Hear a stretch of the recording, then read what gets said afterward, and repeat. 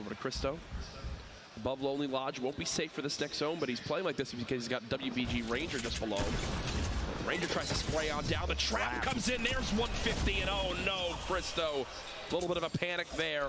It looked like, I don't know if you noticed, was he attempting the rift to go his way out of there just at the last second of the trap damage? Possibly, as now Kayun thinks he's got a free elim opportunity in a third party.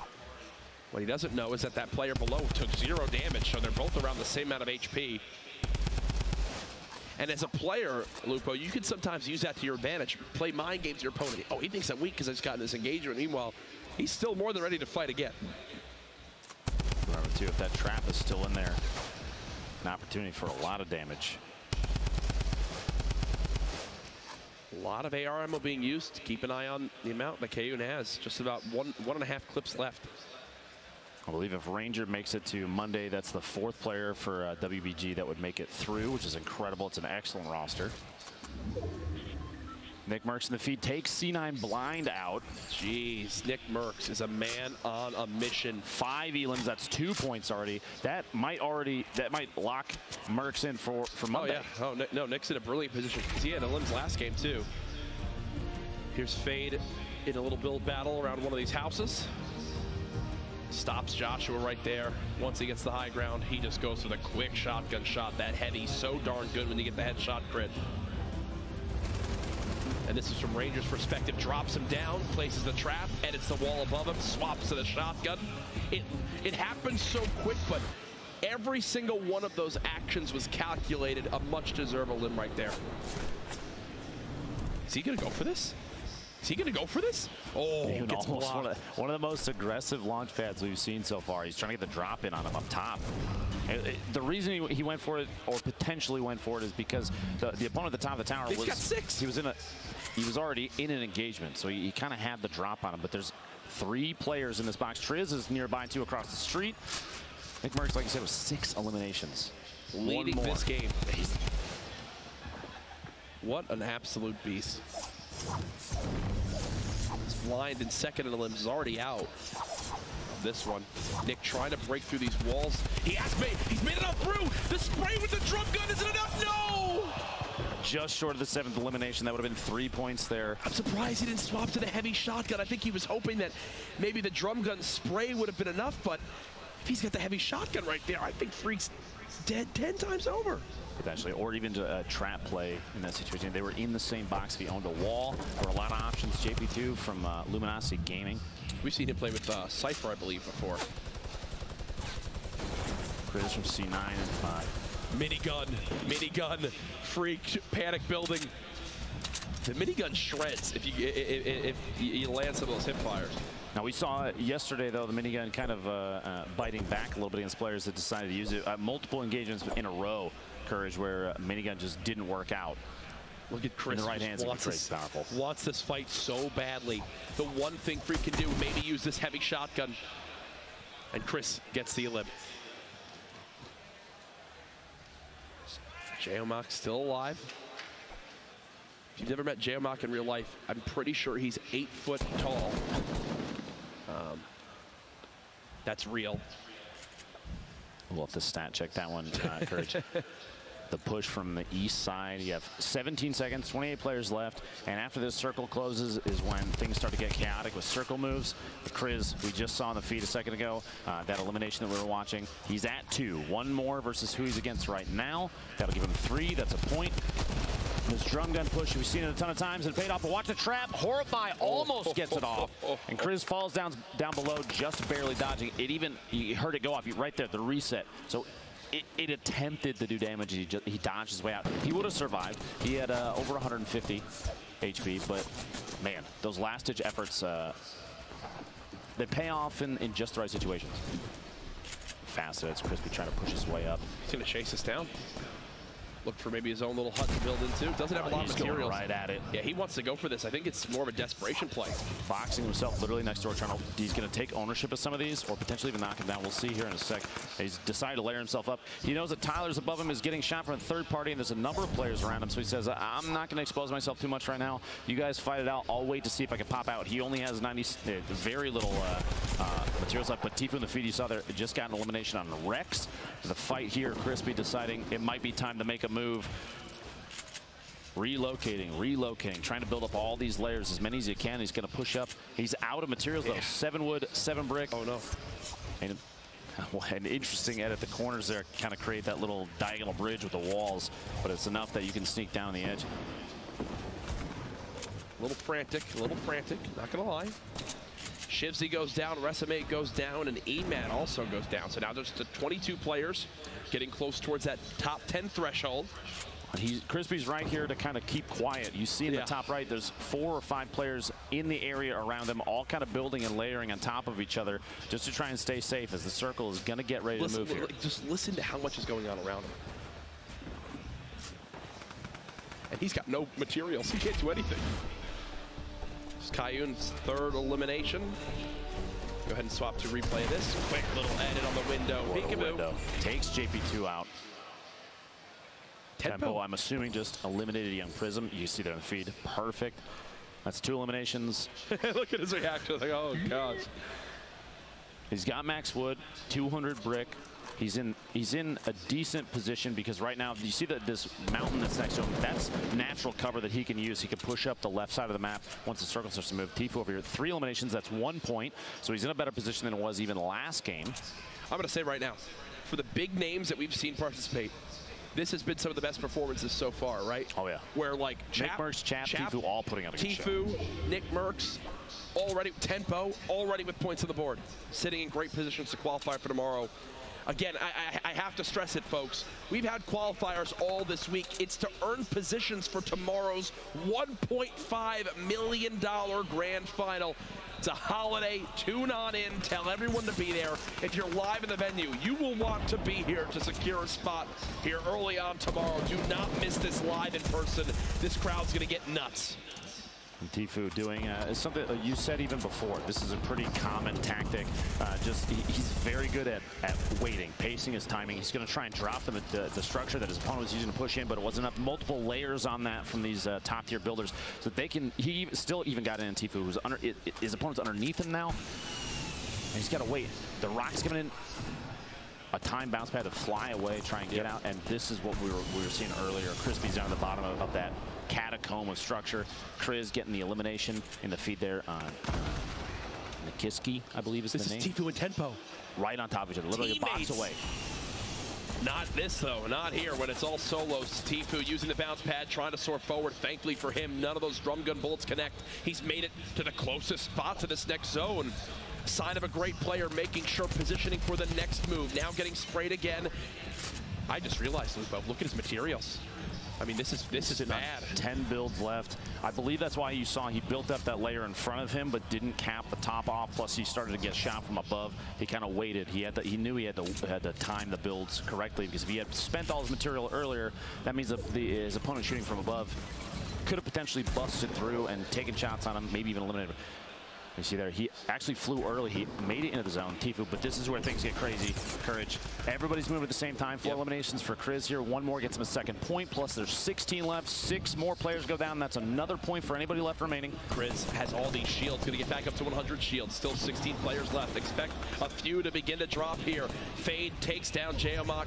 You see Cryo lost to the Storm. Another engagement going down as Crispy's trying to sneak on in. 14 players left. Crispy still has no builds. Tifu eliminates Base Soldier, which will maybe give him materials to hold on to. As Triz, yes, he gets 500 wood. That's a game-changing elim for Tifu. Remember, folks, in game 1, Tifu died to Chap when he was 1 elim and 1 position away from earning 2 points. Here he's earned 1 point this game and another elim, plus 2 more elims in the total game. Top 10 would get him another. And we were watching Crispy a second ago, who was sitting on 7 and 7 for his wood and brick, and you saw he made his way in underneath. He's in the bottom, and he hid next to a tree, but opted not to knock it down because the tree, the setup inside that little catacomb, the builds that were around it, he's totally covered. He can hide in the bottom of the tree, and players that are sneaking by, he might get the drop on him. He might have an opportunity for another elimination, rather than knocking the tree down and coming out with maybe 30 wood. That's 3 builds that it would get knocked down so fast it might not matter. Tempo in a fight with Bumboy. There's Another limb for him. Tfue just trying to position himself. Already in that next zone. Made it to 11th. This is where he died last time. Not the case here. Tenpo gets another.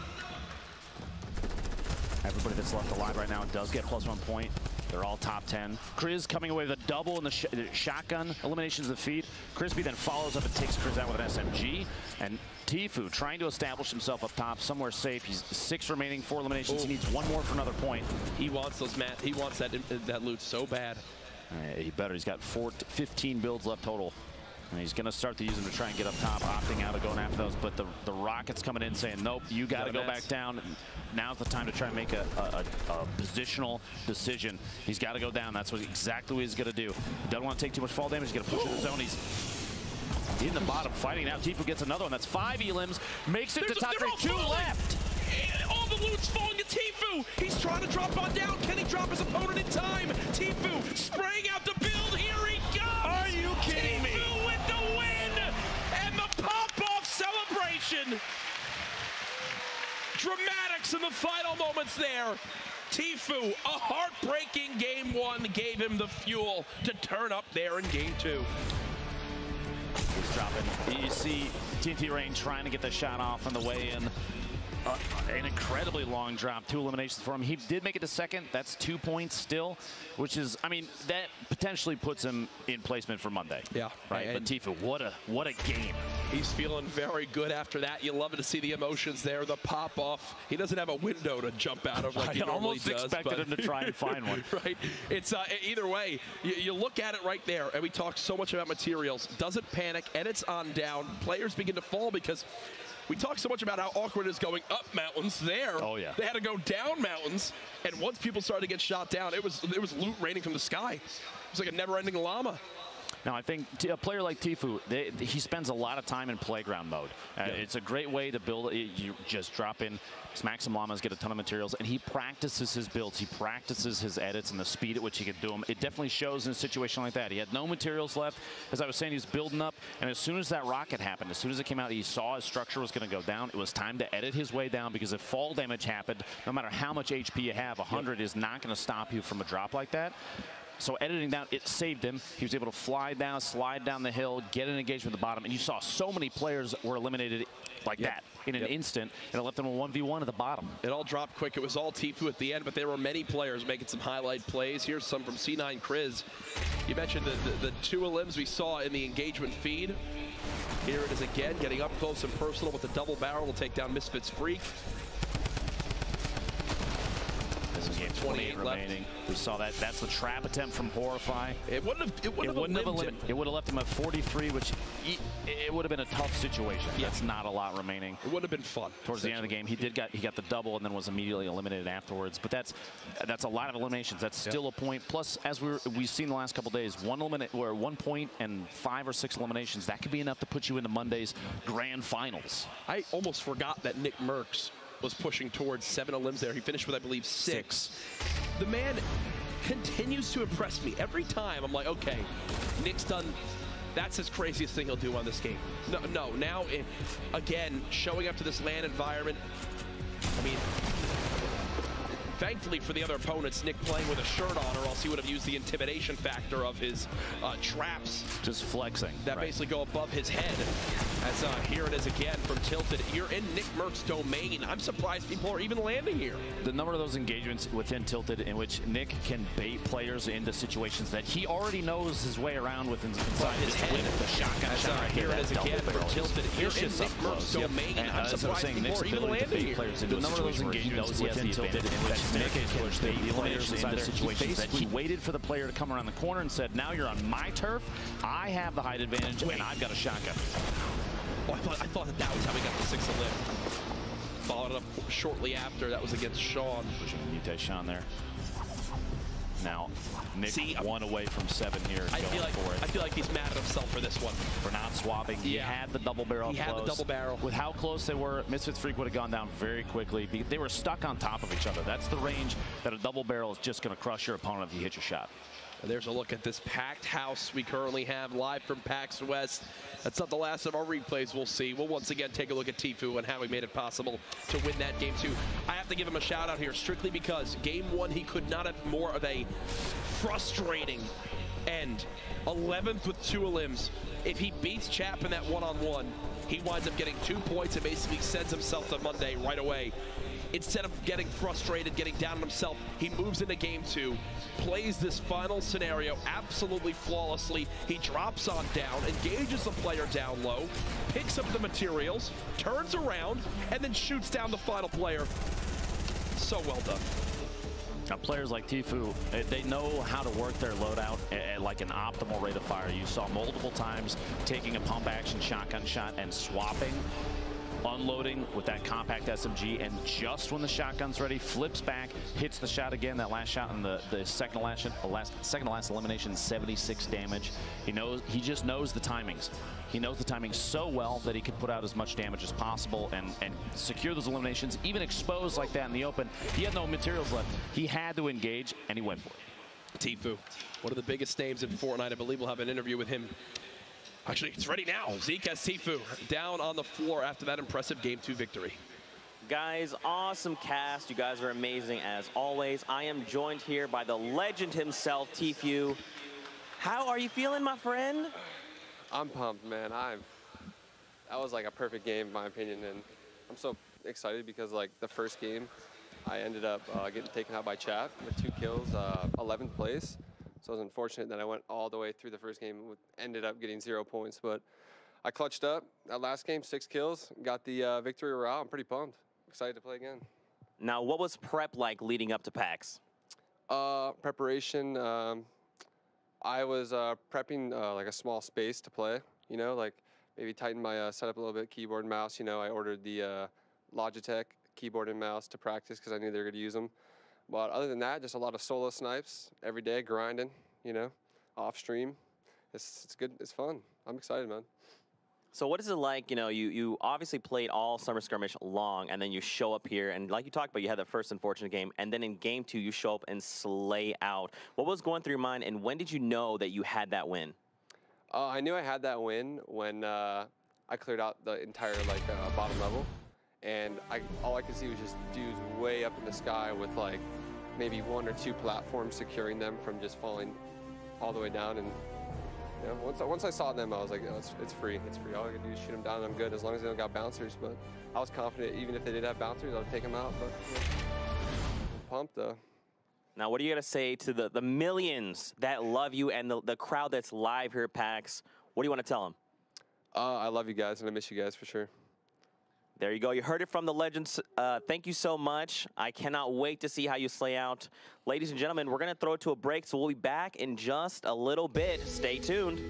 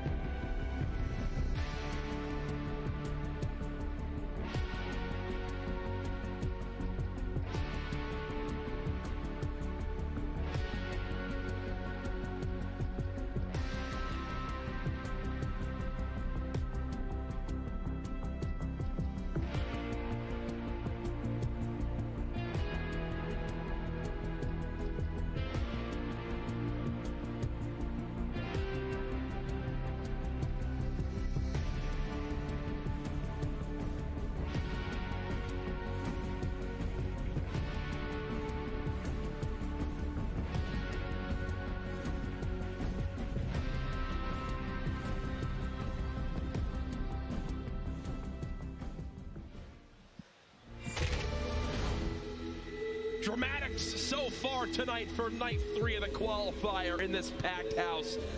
Live, and the action has not disappointed so far. Tempo, Chap, Nick Merckx, and Tfue all showing up big as many people expected. It's been incredible to see every name we've expected for this evening to play extremely well, and they're not the only ones either. A number of players last game had 3+ eliminations, which 1 point is enough to push you into Monday. Yep. And that means anybody that makes it in, that's $5,000 minimum. I just want more gameplay, Courage. I just want more gameplay. I've never been more excited. We got to see where we stack up before we get into game number 3. Where are we at in these standings? Let's see. That rhymed. Okay. I'm pretty happy with that. But Tempo, first place spot still, but Tfue, his teammate, right behind him. Liquid Chap right there as well. Nick Merckx in that 7th spot, too. Pretty nuts. Now, I want you to look at place 6 right now. What do you see there, Courage? That's 0 eliminations, and he picked up another point, another top 10 finish. The man set himself through to Monday without getting an elim. He hasn't eliminated a single person. He's just here to be friends. Now, everybody that is in the top 33 here at the end of game 4 makes it to Monday, and we have, oh man, we have so much left. So much left. Remember, top 33 qualify. So far, only 31 players even have points, which is pretty nuts. So it could be an elim tiebreaker tonight. Who knows? Either way, game number 3 about to be underway. See players dancing in the lobby as they all get prepared. Everyone in the room ready to go. You saw, actually, we saw yesterday. Do you remember the chain of players doing the worm along the line? Impressive. Makes you wonder the shenanigans, man. But as far as shenanigans go, I think those are going to cut because it's time, Courage, to get into the next game. Ready. Are you ready? I'm ready. Is this crowd ready, folks? Make some noise.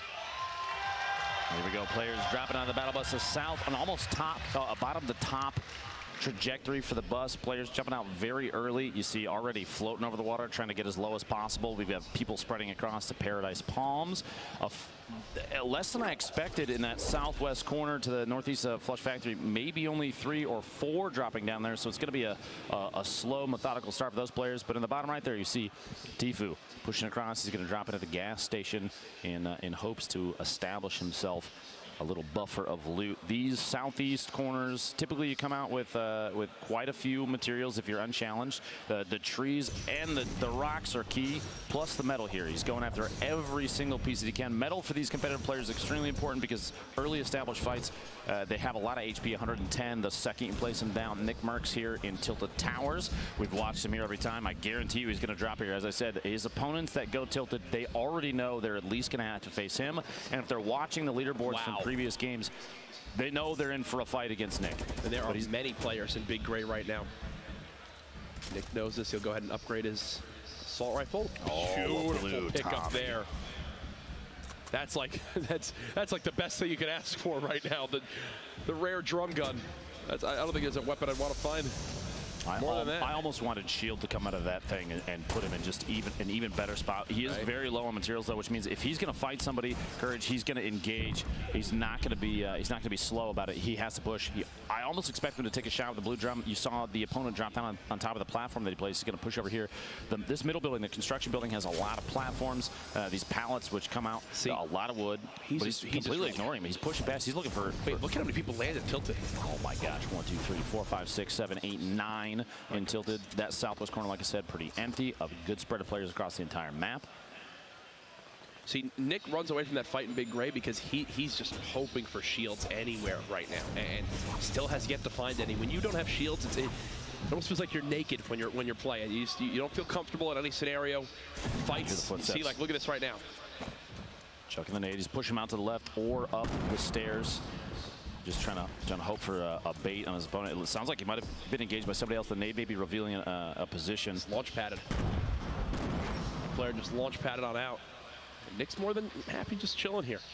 Again, since he doesn't have shields, he's not really in the mood to fight in any aggressive manner. C9 blind, getting shot, I believe, from 2 different locations. He was readying himself to drop in. Drops the stink bomb basically away.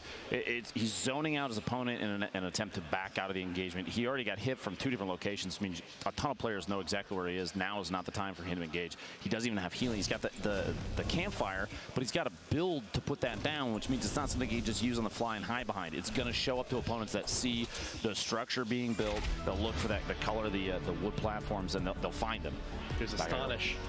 Hit the shot. There it is. Joshua going down a Lazy Lynx, and Astonish got to feel good about that one. Set to destroy a team that has been around for quite a while.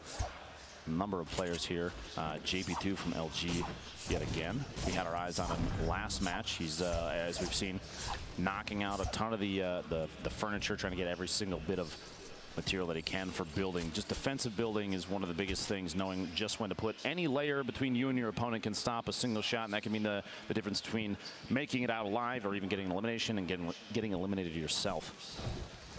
Caillou in the last round took out Chap, one of the players we've been keeping our eyes on, and Caillou's trying to get the spotlight on him himself. Definitely deserved, because he's been putting on a good show every game so far. Farming up some materials, 547 wood already. Back over to Nick Merckx, who's found a slurp juice, it appears. The 75 shield. He's at 570 plus a lot wood of wood. That building courage. All those pallets, man. Yep. Yeah, you have so much material you're literally standing on top of. And that much wood, that's enough to push anybody aggressively, which is exactly what Nick might try and do here. Using the building already, that's established, but he's going to get up on top of his opponent. His opponent goes for the edit and misses it and pays the price. Nick Merckx getting himself his first elimination on an Erico, who he only got the corner of that platform edited out. Was trying to drop in and escape, and it couldn't land it. This was over in Risky Reels. Was that a hand cannon hit? I believe it was. Are you kidding me? Double hand cannon connects right there to get that elim. Talk about making some plays with style. Here's Kyle, can't get that engagement to go in his favor. That's Emad with a second elim already this game over at Snobby Shores. Looking pretty good on his healing, single mini, and those slurps are the value of those so good. But the whoa, Sloss. He shakes his head like, okay, I'll give you that one. Beautiful play with the impulse, and I love that. A lot of times you see players just leave impulses behind. When you don't have many things in your inventory, sure, pick it up. But the last thing he's expected is an impulse grenade to fly on in. Uh-oh, third party now involved. Yeah, he was going for the push, but shots coming out from the side. Another controller player that we've watched a number of days now. He's trying to track both opponents. Fear of a pinch right here, Courage. What would you do in a situation like this? You know, players on both sides. He's got a rip to go, so it's not like he's in super panic mode. Right now, just trying to see exactly if he gets some free damage onto Rio. Rio has 200 health, now down to, 169. Grab that drum, that nade. The defensive build. He saw the nade come in, the ramps, kind of to build a layer underneath him that he can elevate himself with and protect from the explosive damage. Now C4 says, I can do that too, gets the shot and drops in. Rio's trying to push for the elimination on Deathster. Gets the shots and the drum gun. That blue drum is so powerful up close. That's Rio's first elim, and look at Sloths. Moving, well, like a sloth. Doesn't just kind of yeet on in there, just waits, waiting, looking, seeing what he can do. And there's the rift to go, getting on out. There he goes. Is Sloth going to use that himself? We'll have to see. He does. He does, as we hear him go ahead and takes that to safety. Look at the impulse. Spreading his wings, getting the elimination on Emil Marsha is it's an impulse win right like there. You said, you don't see a lot of players use the impulse nades, and I believe that's when Deathster pushed in, maybe heard the impulse go off and say, okay, this guy is using something we don't typically see in competitive games. Blind pushing in, trying to get underneath his opponent, and does a great pistol. Are you kidding me? Are you kidding me? Just as lethal as everything else in this man's hand. Blind, showing exactly why people should have his eyes on him. And right there. When you don't have things to replace the weapon with, that's why you pick up everything you run over, right? Because there he swaps to a gray pistol to get an elim in one of the most stacked lobbies you can have. Every little bit helps, and right there, Blind shows it off perfectly. The entire playout of Emad's elimination on Kyle there. Now Nick Merckx still in Tilted Towers. I'm not surprised, but there's a reason he's staying here. He basically has the layout memorized. Ecstatic and Lavish both moving around still in there, and there is a third party on the hill up top to the south, just kind of waiting and watching. They're still in the safe zone, and Nick doesn't even have to leave yet. He can stay here for yet another circle. I'm going to tell you something. Nick has no intentions of ever leaving. Absolutely not. Imagine if he gets kinged here. If Tilted is still in the zone, he's not going to leave that building. It sadly is not. He's going to have to move southeast in a second. Now Tempo, we've watched those clingers drop the structure out from underneath his opponent. Looks like he did build a step away, and the triangle blocks Tempo from the push up top. A good defensive build from Emad. Even though he lost the high ground, Emad still saved himself a little bit. Now Tempo editing himself back down. He's trying to follow his opponent. Emad is trying to build up, and Tempo almost thought he was going to take some fall damage there. Catches himself inside the tree on the way down, and Emad falling down. Both of these players, looks like a third party is engaging. Emad's trying to track Tempo, who flies away. Says, I don't want to do this. I know somebody else is shooting. It's time to get out of here. The bounce pad coming in pretty clutch. And there's that third party that Tempo was tracking. Emad might have to deal with the situation now because when the structure came down, the bounce pad disappeared. And there's no get out of jail free card anymore. Emad might have to engage this, especially because there's just over 60 seconds before the zone is going to move. He does have 2 eliminations, which means if he gets Tempo right here, that is a point. Aggressive push, 140 from the shotgun and gets Tempo. Emad, 3 eliminations, gets himself a point. You can't ask for much more from attack shotgun right there. And the chug jug, the and GG. the GG emote. Oh my gosh. Wow, just deciding to add some flair to that one, Bartnologist. Oh, the body shot. Oh, wow, Muffins goes down quick. 110 damage with that purple bolt, showing just how good it is to carry those power weapons. Bartnologist in the feed, who we were just watching, actually goes down to Chris. And right now, only 3 players, Emad, Tylers, and Dester, have 3 eliminations or more. They're all at 3 right now. That's 1 point apiece. Everybody else is at 2 or less. And Dester, actually, one of those players, is already eliminated. 1 point, though, you should still feel really good about that because that could get him into Monday. There's basically only one way Jair loses this fight, and it's if this hunting rifle can hit a ridiculous shot. His opponent here is... his opponent is so weak. So basically Jair is in a brilliant spot to win this. Just can't let his opponent hit that hunting rifle shot. Just barely canning up the bounce pad to push away. The bounce actually pushes him out. Might go for the shot here on the fly. His opponent might potentially want to push up. He only has 2 AR bullets. That's why he can't spray with the assault rifle. Just waiting. He has enough HP here. He can wait. You can see his opponent actually fell all the way down. No fall damage from that. He caught himself with the build. He's going to push down, try and get this elimination before the storm takes out. This is for a point. You got to push and get this. Oh, no way! Oh, no way! A terrible choke in Wheels, then dies to the storm. That was his 3rd elimination. That's a point for Wheels. Both of them going for a 3rd elim. Terrible, terrible end there. Here's how Nick Merckx goes down a beam from Ecstatic. My goodness, that's a 1 point difference there. That could be the difference between playing in this grand final tomorrow and not qualifying. Multiple bounce pads here. Ecstatic looking to get back in as fast again. He still has to move. The zone here at this point, relatively slow. He's on the inside of it now, so he shouldn't be too worried. But if somebody catches him while he's rotating, he doesn't know based on what you see in the top left. But he's safe here. He doesn't have to reinforce these builds, so potentially losing materials, but that's a safety play. He wanted to get up top. He didn't want his structure to get knocked down while he was trying to build up. And now he does have to move, but he might be looking for another elimination. He's looking for this 3rd elim. That's how he's playing this right now. He's going for the point. Intelligent play here, to be quite honest with you. And he knowing that there's no shield on that opponent, you're going to see an aggressive push here. He does have a drum gun. You're going to see that thing come out in a second. The blue tack is going to be utilized up close. Here we go. Risking it all. Going for it all. Can he get the elim? Yes, he does. Kev goes down. That's a point for Ecstatic. We actually could hear some people cheering here at PAX West. If you're here at PAX and you're not watching, I don't know what you're doing. Ecstatic defending himself. He's sitting on top. He's still in that same cube where the campfire is built, which means he's still getting healed from it, and he has a ton of metal around him. He's safe for the most part. Ranger from WBG just inside the zone. You're going to see an aggressive third party here, even though Ranger only has a gray AR at that point. He's going to gatekeep that. He's going to wait there and make sure it is not an easy run for him to push on in towards that zone. Ecstatic still has his hands full there. Over towards Salty Springs. Grandma's house, as many people call it. Octagon. Saka just staying alive for the moment. Here's Kayun again, low HP. Doesn't matter for him as he just gets that headshot again. The heavy shotgun showing its strength there.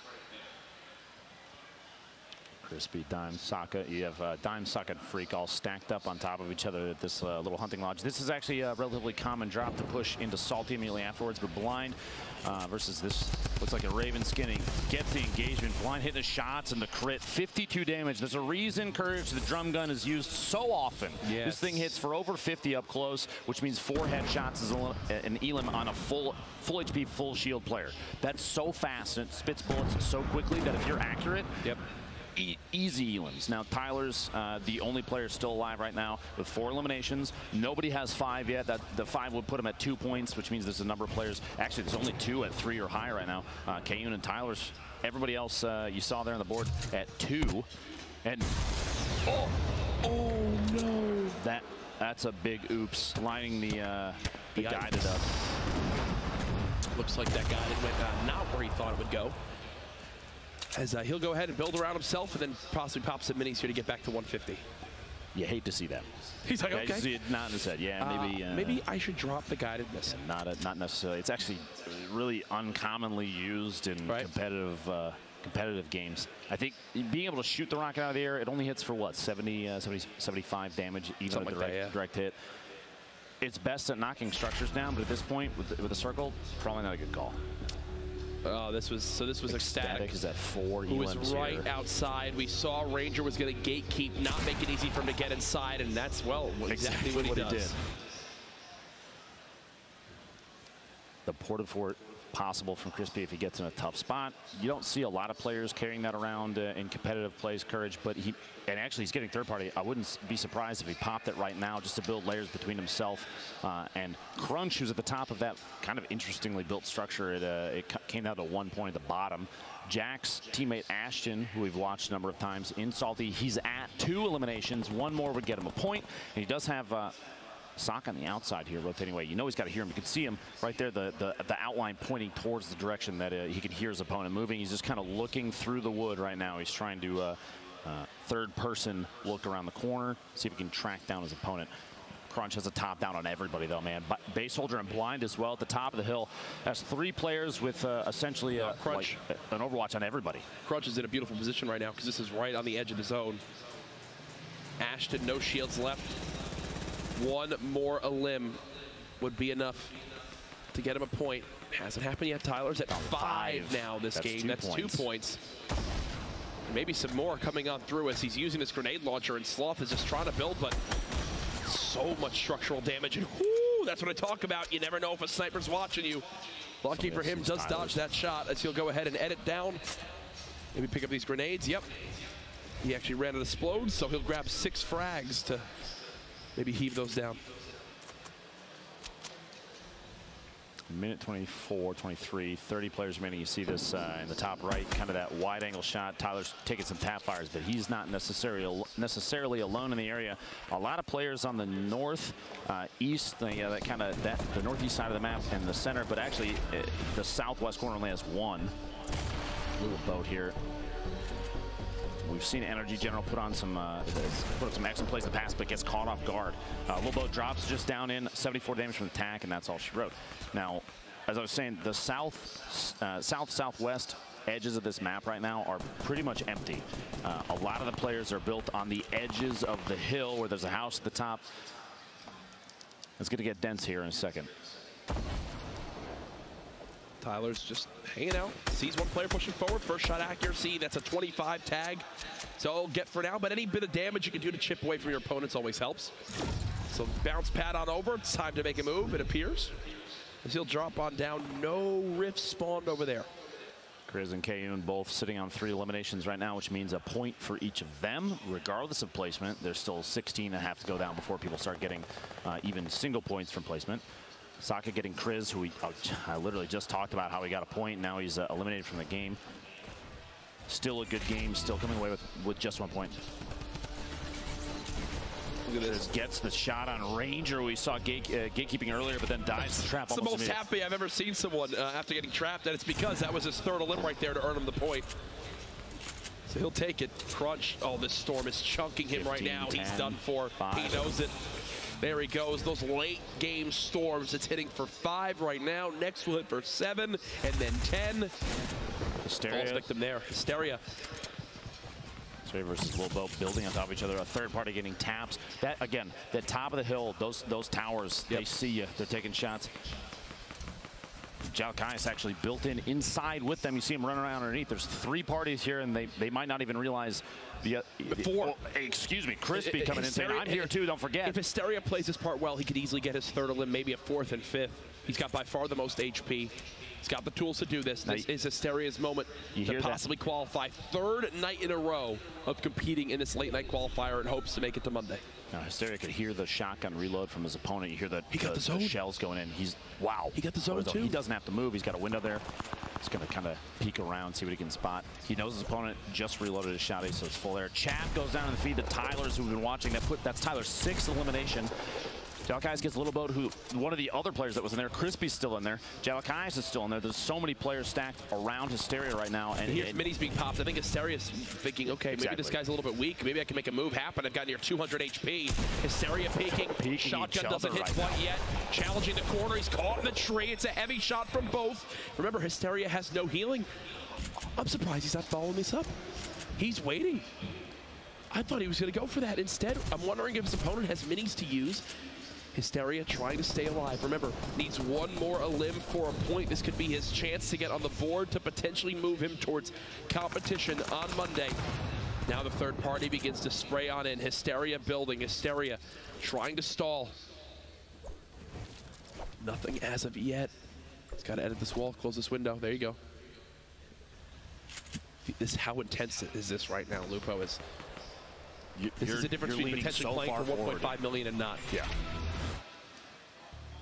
Now, we were talking about Chap a second ago. I saw it in the feed, but let's take a look at how it actually played out. Tyler's the window peek catches Chap off guard. He's trying to build up to get to the zone and couldn't get a wall to block the shots from Tyler's inside his little box there.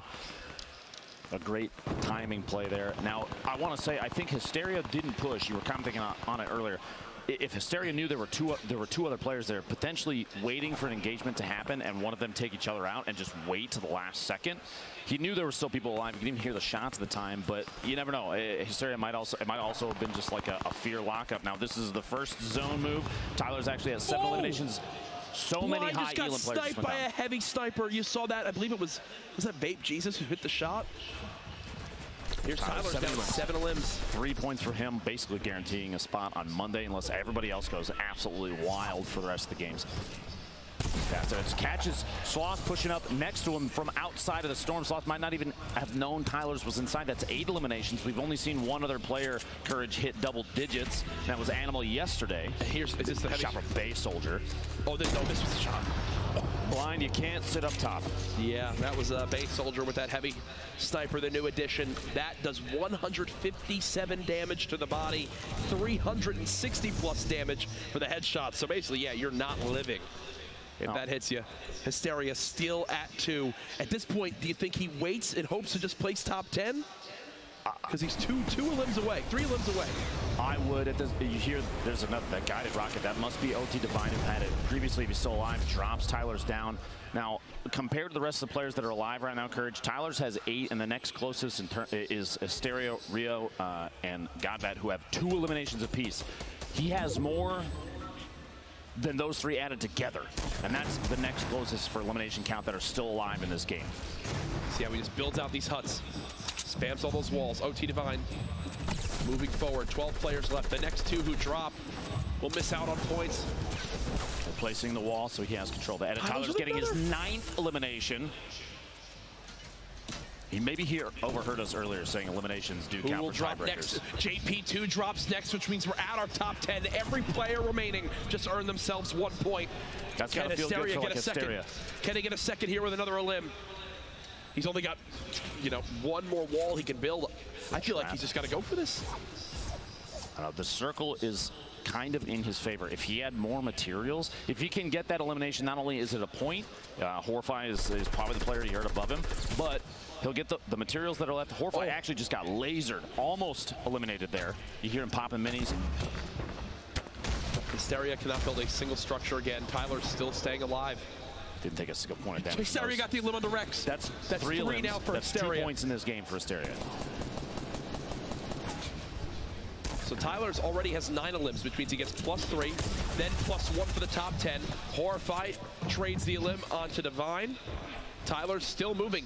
Could we see the clean sweep of a game for the first time, a full 6-point performance, if he can win this one? He hears so much around him, he doesn't even care. That goes down the Storm. 5 left. Oh my goodness, is this the 10th elim? Can he match Animal? Yes, he does. Base holder. 4, almost ticked out. One more tick to the Storm, he's he's got gone. 3 campfires. If this turns into a play for the, against the Storm, a med kit? Jeez. Folks, Tyler's may clean sweep this game. He's going to be near the top amount of HP left in this lobby. 10 elims. You see him waving. He knows he's on camera right now. He knows we're showing love. Cheeky smile. Now 3 campfires courage in competitive plays, gameplay, especially where it comes down to almost a heal off at the end, is crazy powerful. You'll see players put down floors right next to each other, place all the campfires simultaneously, and sit at the junction between the platforms, because then they're taking up multiple squares. They're getting the heal from all of them. He just earned another point. That's 5. Tyler's now has 5 this game alone, folks. He's so close. Down to the top 2. The speed of the edit to get through. 1v1 situation. This could be 6 points for Tyler's if he gets the shot off. Ladies and gentlemen, this is so insanely challenging to do. He's got the high ground now. He's popping minis. He could go for the heal off. He could absolutely go for a heal off. And look at how low on HP his opponent is, under 70 health. Well, if Tyler's decides to go for this, go for the 11. It'd be the highest elimination count in any game we've had in the qualifiers. His opponent decides to shoot up from underneath. You see, he's doing it. Okay, he's here we building go. up the layers. Ladies and gentlemen, this could be it right here. He's building himself high enough to be able to drop down a bunch of campfires to out-heal this zone. His opponent knows. He knows that he can't out-heal this, and the expectation might be that he knows building that Tyler's more layers. He's trying to catch up to him. Tyler's keeps on going. When is it campfire time? When will he place them all down? He just keeps building up, keeps building more layers. His opponent can't catch him. I think it's time. It's time to place him down. 1, 2, he's sitting 3, right there. And look at this. He's going to heal on up. Tyler's, for the first time this week, the 6-point game. There it is.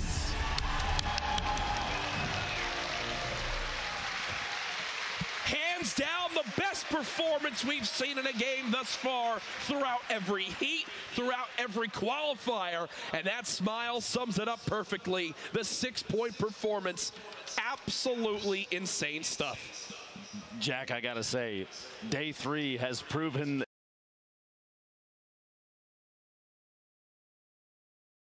itself to be the craziest thus far. Absolutely. And we're not even done yet. We're not. We have one more game tonight.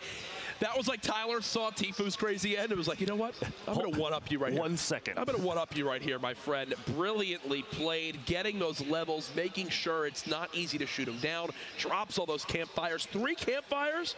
We haven't seen anybody else with that many campfires thus far, Nope. and you can see why that many campfires pays off. Yep. Players in competitive matches know that sometimes it's going to come down to a heal off. He was building layers between himself and the opponent underneath, knowing full well that as soon as that person underneath him is shooting, that's a signal to him. Yep. That guy cannot out heal the Storm, and he's afraid that I can. So I'm going to build up. I'm going to put a buffer between myself and him. I'm going to put these campfires down. I'm going to outplay the Storm. GG. We've got replays to look at, as always. First comes from Bartonologist, a very talented solo showdown player from online. This was early on at the racetrack just outside Paradise. You see a little peaks with this pump. There it is. To clean up knives. Later on, they ripped it, tried to maneuver, and this was that beautiful, epic bolt action sniper on the Dat Muffins to cut him down. The crowd here, day 3 of the qualifiers. Can we please make some noise if you're here at PAX West? Oh, yeah. You love to see it, people going around using the restroom, getting ready for game number 4, Divine. We saw a little bit in that game, rocking the guided missile. 1 didn't go his way, but the rest of the game went pretty darn well, if you ask me. Something to feel good about. We even heard a number of a couple guided shots later, but JP2 getting caught off guard. The SMG spray through the walls as JP it looked like he was looking on the outside. Good timing from Divine, trying to secure his 2nd elimination here as the player almost sneaks up on him. It's Hysteria who landed 2 points that game, but Horrify drops in behind him, takes him out 2 eliminations. But still, a top 10 finish. That means a point for Divine. And this is not the first qualifiers we've seen him in. So I bet it feels good to finally to get a point. that could put him in Monday already. Oh, for sure. And again, the limb difference could potentially be the tiebreaker there. One limb could be it, like we saw yesterday. But listen, I'm sure you can all guess who the final set of replays are going to come from. Our first place victory royale from that game, the full 6-point sweep. Tyler's 10 limbs and the victory. Legitimately one of the best performances I have seen in all my time playing Fortnite. And you got watching the speed of the edits and the knowledge of when to catch his opponents off guard shows. Look at these edits, just how fast and just the right time to push in. Gets almost every single elimination felt like he knew exactly how to control his opponent and where they were going to go, predicting the movements and knowing just when to push. Look at that one there. Sloth comes on in, sends him packing. So he's running at 8, make it 9 limbs now, taking down Rio. And again, this was the final one here. Tyler's a man that I think is beginning to make a name for himself in this competitive scene. This was the final moment. Campfire, campfire, campfire. You sit right in the middle and you get the benefits of healing from all 3. You see just how long it's taking. Like, look at that. This should take 10 seconds to eliminate you. That would have taken so long. He was almost out healing it seemed like, but there you go. Tyler's nose, crosses his fingers, gets the win. GG's all around. And the best part is, since we're live here at PAX West, can immediately catch up with him for a brief interview. I believe Zeke has him over at the venue. Gentlemen, great cast. I mean, you just watched that victory out. I'm joined here by Tyler's, the man himself, Tyler's. I mean, to take a victory out in the way you just did, first off, 10 eliminations, and then to win with a double campfire. What was going through your mind, man? Dude, going through my mind, I was just like, I just need to get up on the high ground. I just need to use these campfires. You know, I don't need another kill. I don't need the 11th. I just wanted to make sure I got the W. That is amazing. Now, what's interesting, man, is you did all this, you slayed out without the double barrel shotgun. What was the decision there? I don't like it. I've never liked it since it's come into the game. I just miss too much, I think. I just prefer anything other than that, even a tack. I would take a gray tack over a double barrel. A gray tack over a double barrel, that hurts my heart, man. So let's talk about this. What is your strategy going into the next game? I'm just going to kill everybody. I'm just going to slay out, get as many kills as I can, and win. Just be the best. Let's check out some stats from this last game that you had. Dude, seriously, unbelievable play here. I mean, check this out. You got 10 eliminations. I can't speak. 341 builds and 5,000 mats gathered. What does it feel like here? I mean, let's talk, right? You got 10 eliminations and the victory route. That's 6 points, and I don't think anyone else has yet to drop any eliminations that you have like that. I mean, what's the next step? Next step? I think it's 11, right? 11 kills. I hate you so much. Congrats, Tyler's. Best of luck in the next few games. Back to you guys on the desk. Zeke, that's the one thing you have, the microphone. Stop giving it up. Jesus, man. That's like an 11th limb. He just eliminated Zeke from interviewing people. Been eliminated. There he goes. The 11th. It's incredible how confident players like Tyler. I'm just going to eliminate everybody. Yeah. Oh, yeah. Looking down, the confidence in his face. And that makes 2 players thus far that have hit double-digit eliminations, yes. Himself and Animal from Sentinel, which is crazy. You have to realize, too, Jack, that 10 eliminations is like a public match win sometimes, man. And they're playing against extremely good players, professional players that are editing and building faster than a lot of what you'll see anywhere else than here at Summer Skirmish. Yep. And throughout the day, we've actually had the chance to catch up with some of our participants. Let's check it out. Well, as a streamer, as a full-time career, I want to try and push that career forward. And I have every cosmetic in Fortnite, every pickaxe, every glider, everything that they've ever released, I ended up collecting. I just want to prove that I can be considered one of the best in the game. I just want to make it my passion. I come from Inglewood, California. There's gangs and everything, and video games saved my life. So I bought the Blast ticket out, all my money. I took a gamble, and it worked out. Kind of chased a dream, and I'm here today. I've been playing in the pro Discord for about 4 months now, scrimming almost every day, and I just want to win to prove myself. All the best guys are here, so I want to prove myself to be one of the best, and obviously the prize pool is just icing on the cake.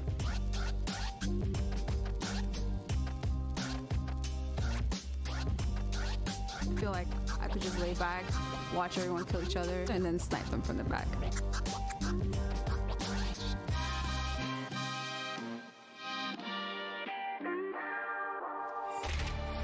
It's all about the good vibes here at PAX West at the Fortnite booth. Summer Skirmish, day 3 of the qualifiers. We have one more game left, and we will know every single player participating tomorrow for the $1.5 million on the final day of competition.